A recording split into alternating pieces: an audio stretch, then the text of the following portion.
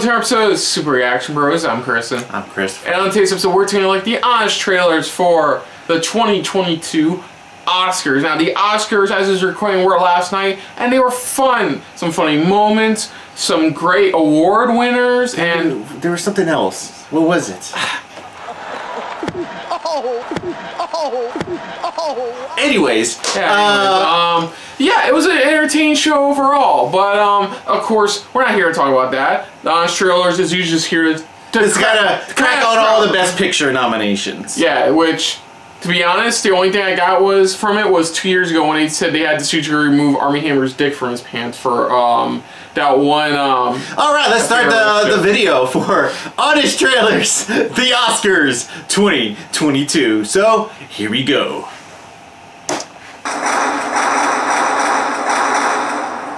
This week's Honest Trailer is brought to you by D&D Beyond. Register for free at dndbeyond.com to start your adventure.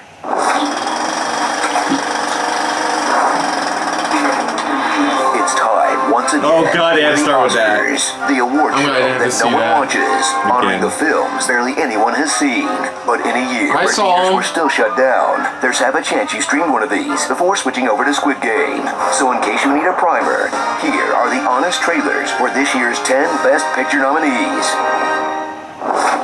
From the one director your grandma can name comes one musical even your bros have heard of. West Side Story, bro. What, bro? Based on that one Shakespeare plot you know, in this sweeping epic about race, class, gender, and violence that remains as relevant today as it was 60 years ago, which is kind of depressing when you think about it. How many times do I gotta tell you, Bernardo, I don't speak But it's got a cast packed with breakout stars like Ariana DeBose, hell yeah, Rachel Zegler, Ansel Elgort, and the guy who played with. Wow, he was great. Let's not have off-screen reality get in the way of enjoying this great musical, I mean, right?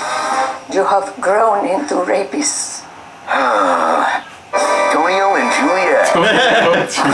For years, when Hollywood needed a shy, pale boy with a goofy name, they called Benedict Cumberbatch.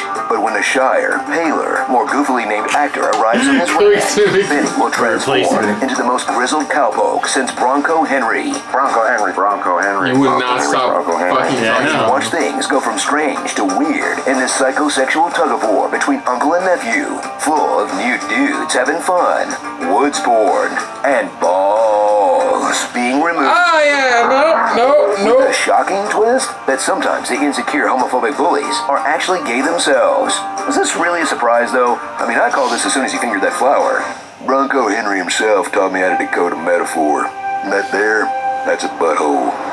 Who let the dog out? I'm not gonna unsee that. Right up, folks, for the most incredible, mind-blowing cinematic sensation of 2021. An entire film made only from the colors orange and blue, starring the incredible Cooper Kid, a 50-year-old actor who appears to everyone like a much younger man. Young buck. Usually for a boy, it's the old man. It's not that, my boy. Now, in the past, you may have seen Guillermo del Toro make fish friends, phantoms, and fire fiends friendly, fine, and even f***able. But right here on this very screen, he's about to take on his greatest challenge yet. He's gonna humanize a carny. That's right, folks. With a low price of HBO Max subscription, or Hulu if you prefer, my good sir. Watch these dangerous drifters display dozens of deeds of devotion and decency. I give you 5.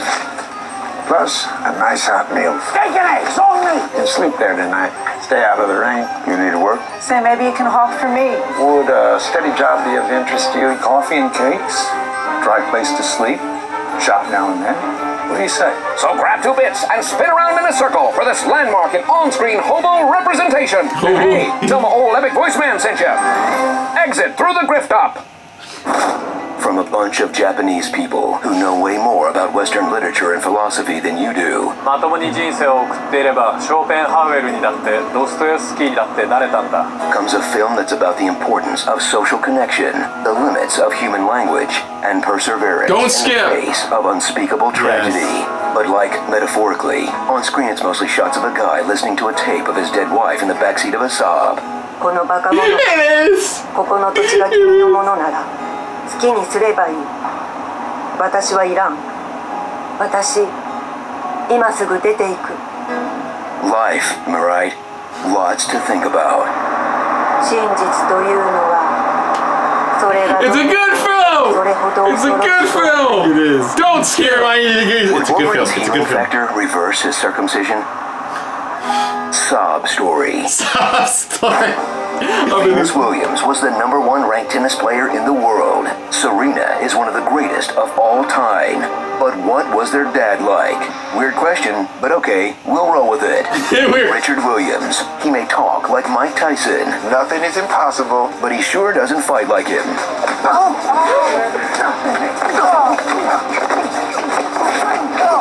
And he stopped beating on me.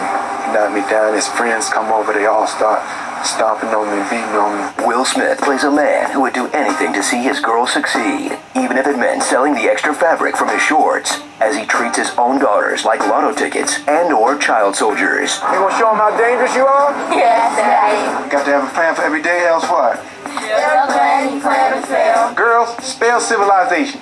CIVILIZATION. In this If your next door inspiring neighbor was a story of bitch. how Venus, Serena, their mother, like and when the a mom Ned went Flanders of tennis came together to Ned Flanders. succeed, despite having a grandstanding narcissist dad who makes everything about him. Nah, it's bullshit. It's about you. Why is it that you gotta ruin everybody else's day? When he tried to fucking leave him to walk 3 miles. To be fair, that guy was Served out of Compton. We did the honest trailer. We sung its praises from the rooftops. Now, with nothing new to say about dude. Thank We'll God. just mention that we've been catching up on Euphoria, and oh man, do we have thoughts on the way. Daru, Sandstorm. One portrait of a director's hazily remembered childhood. Make it Licorice Pizza. As Paul Thomas Anderson writes a love letter to the San Fernando Valley. No, not that one. Not that one either. Okay, they're all set in the valley, we get it. In this love story about a middle-aged man in a 15-year-old's body. Fight to the side, you're blocking the entrance. And a teenage girl in a 25-year-old's body. You want a date? So I guess it's fine that they hook up in the end, right? It's not any worse than blank check. Why don't you give me a call and say about 10 years? Ew. I forgot that Once upon a happened. time in North Hollywood. If you see 2 portraits of a director's hazily remembered childhood, make the other one Belfast. Kenneth Branagh tries to have it all, combining the whimsy of his youth with the grim backdrop of ethno-religious violence. The 50 Shades of Grey guy with actually good acting? Huh. Yeah! And the earnest, corny vibe of a musical, with only one actual song and dance scene. In a combination that almost works, there's just something a bit off. Can't quite put my finger on it. It's found it unsettling for some reason. Biological. Don't look back. Cats! They did it in Cats! How would you address a cat? Big Troubles in Northern Ireland. From the studio, who is too late to acquire any franchises that you've heard of, comes a film that shows off what Apple TV does best. Stories about people with one more sense than the rest of their families. And stories about inspiring mustache coaches who will never quit. Yeah, Gino Derbez is Coming-of-age tale amazing. of a girl trapped with the horniest friends and family imaginable. I hooked up with Tiny Fingers. Is that your mom?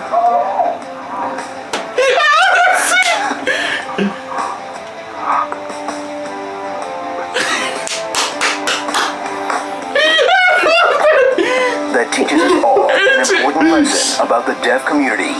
How to say, my nuts are on fire in ASL.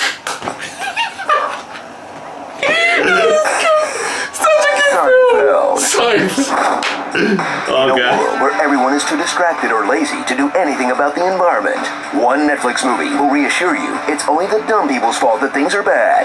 Not you. You're smart enough to be watching this Netflix movie. You get it.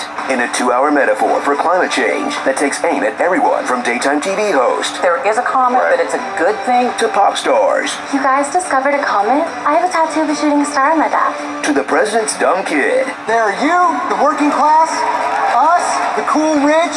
Without alluding to, oh, I don't know, the oil industry. But hey, what do I know? I'm not famous. Smarmageddon. Yeah, yeah. Starring the hyper-specific Best Picture genres these nominees fall into. The depressing secret gay cowboy love affair. Yeah. The lighthearted kid's point of view on growing up in a war zone. A musician rebelling from, then ultimately embracing the deaf community. Yeah, I got Widowers in cars driving silently.